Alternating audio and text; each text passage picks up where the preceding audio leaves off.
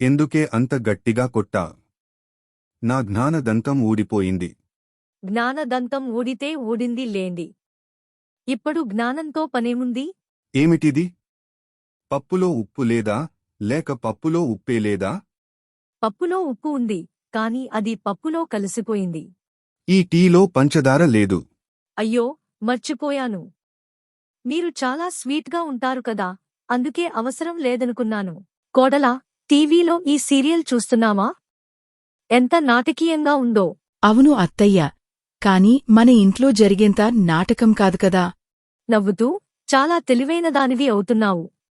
అత్తయ్య, మీరు వంటలో అంతా ఉప్పు ఎక్కువ వేశారు. ఏం జరిగింది? అయ్యో, మరి నా జీవితంలో తీపి తక్కువైంది కదా, అందుకే ఉప్పు ఎక్కువైంది. అయితే కాస్త చక్కెర కూడా వేయండి అత్తయ్య, సమమవుతుంది. ఏమండి, రిమోట్ చూశారా? లేదు, ఎక్కడ ఉందో? అక్కడే, మీ చేతి కింద, గత గంటగా ఉన్న చోటే. అయ్యో! నా ముఖ్యమైన నిర్ణయాలన్నీ ఇక్కడే పెడతానా? నా తాళాలు చూశావా? ఎక్కడా దొరకడం లేదు. ఫ్రిజ్లో చూశారా? ఫ్రిజ్లో ఎందుకు ఉంటాయి? ఎందుకంటే ఈ ఉదయం మీ సాక్స్లు అక్కడే ఉన్నాయి. రోజూ ఎండలో బాగా తిరిగే మా తాతయ్య ఈ చర్మంతో పాటు జుట్టు కూడా నల్లబడితే బాగుండు, కలర్ వేసుకోనక్కర్లేదు అనుకుంటారు. నువ్వు 2-3 గంటల నుంచి కూర వండుతున్నావు, కానీ కూర ఉడకడం లేదు. బహుశా దుకాణదారుడు నాకు ప్లాస్టిక్ కూరగాయలు ఇచ్చాడేమో. ఈ రోజు రాత్రి భోజనానికి ఏమిటి, ప్రియా? 2 ఆప్షన్లు, తీసుకో లేదా వదిలేయ్. రెండూ తీసుకోవచ్చా? పోయిన వారం తోటపనిలో నాకు సహాయం చేస్తానని మీరు చెప్పినప్పుడు గుర్తుందా? ఓహ్, చెప్పానా? నా జ్ఞాపక శక్తి మునుపటిలా లేదు. ఆశ్చర్యం. 1998 నుండి మీకు ఇష్టమైన జట్టు గణాంకాలను గుర్తుంచుకోవడానికి మాత్రం చాలా బాగా పనిచేస్తుంది.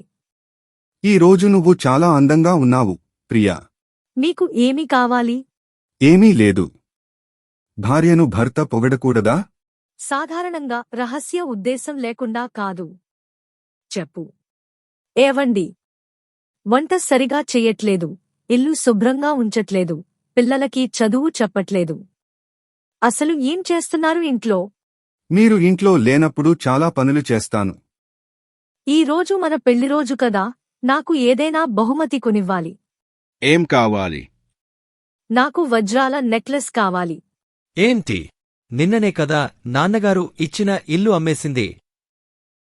దీపా, నువ్వు బరువు తగ్గాలి. నేను తిండి తగ్గించినా, మీరు కొని తెచ్చినవి తినకుండా ఎలా ఉంటాను? అయితే నేనే తవ్వడం మానేస్తాను. అప్పుడు పక్కింటి ఆవిడ లాగా ఇంట్లో తిండి లేని దౌర్భాగ్యురాలిని అంటారు. డాక్టర్గారు, నా భార్యకి ఏమైనా అయితే నాకు పిచ్చి పట్టేస్తుంది. అయ్యో, అంత ప్రేమగా ఉన్నారా? కాదు డాక్టర్, అప్పుడు పెళ్లికి ముందు చెప్పినట్టుగా పిచ్చి, ఆస్పత్రిలో బెడెందుకు పడు అని అడుగుతుంది. పూజా, ఏమిటి ప్రతిరోజు దోశలే చేస్తున్నావు? ఇంకేమైనా వండొచ్చు కదా? మీరు ప్రతిరోజు అదే ఆఫీస్కి వెళ్తున్నారు కదా, వేరే ఆఫీస్కి వెళ్ళొచ్చు కదా?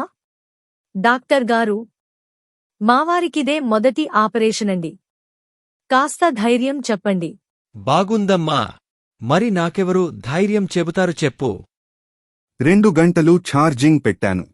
కాని మీరు దాన్ని ఆన్ చేయడం మర్చిపోయారు. హ హ. నేను ఫోన్కి 2 గంటలు ఛార్జ్ చేశాను. కాని నువ్వు స్విచ్ ఆన్ చేయడం మర్చిపోయావు.